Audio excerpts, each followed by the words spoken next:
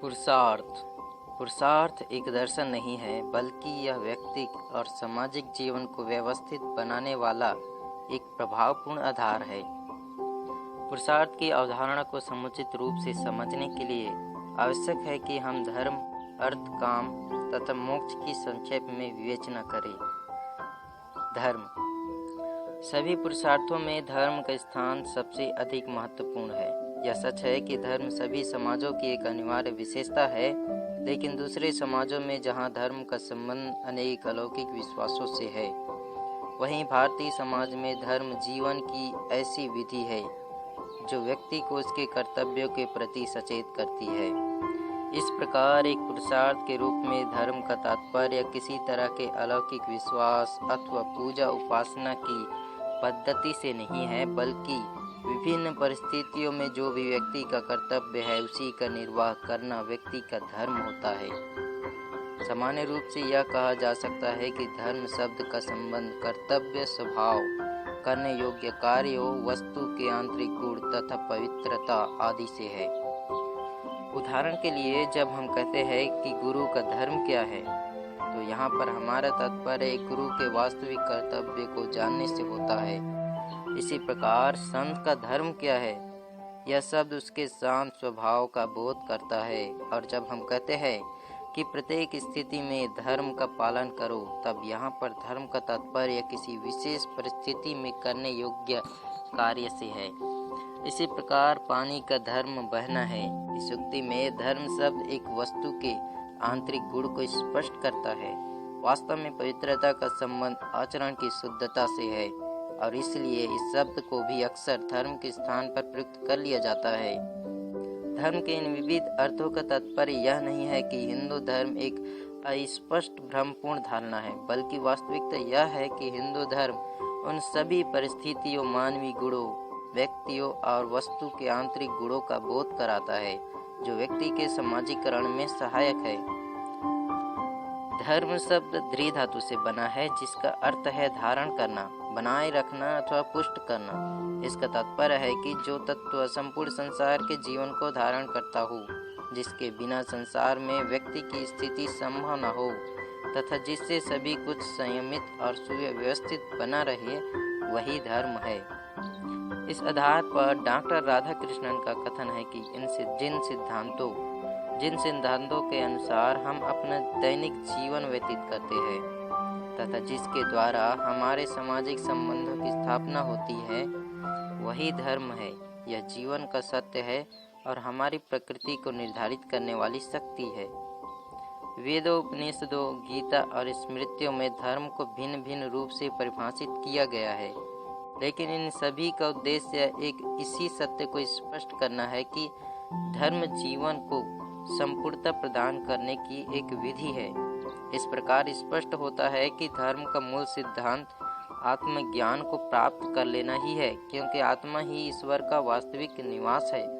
यह ज्ञान ही कि ईश्वर प्रत्येक प्राणी के हृदय में निवास करता है, सभी धर्मों का मूल सिद्धांत है।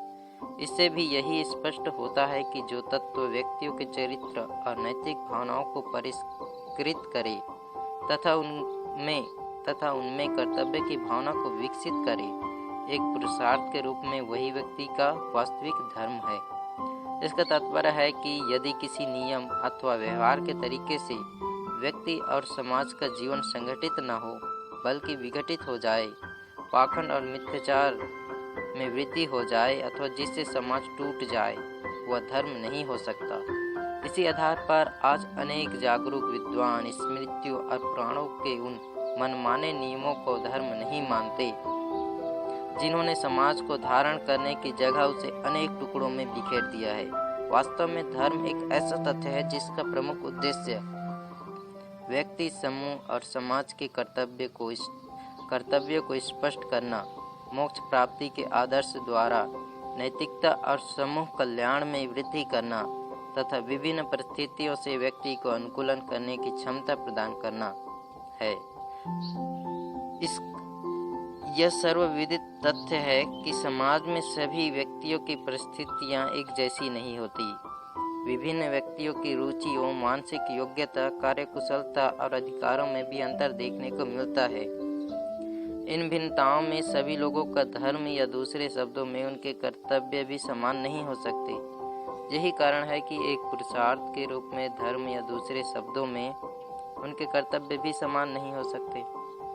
यही कारण है कि एक पुरुषार्थ के रूप में धर्म के अनेक स्वरूपों का उल्लेख किया गया है। धर्म के यह स्वरूप है सामान्य धर्म, विशिष्ट धर्म तथा आपत्तिकालीन धर्म।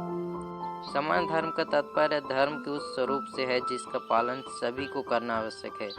व्यक्ति चाहे किसी भी वर्ण का हो, चाहे किसी भी आयु का हो, किसी भी लिंग अथवा आर्थिक स्थिति से संबंध हो, सामान्य धर्म सभी के लिए समान है।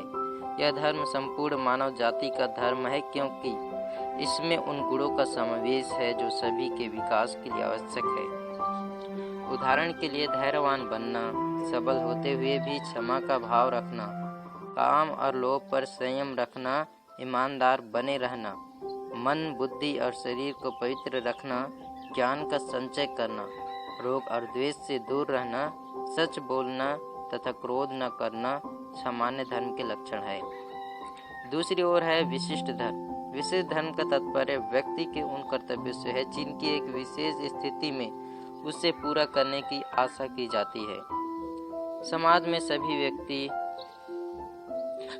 सभी व्यक्ति अपनी आयु, लिंग, वर्ण, आश्रम तथा नातेदारी के आधार पर एक दूसरे से भिन्न होते हैं।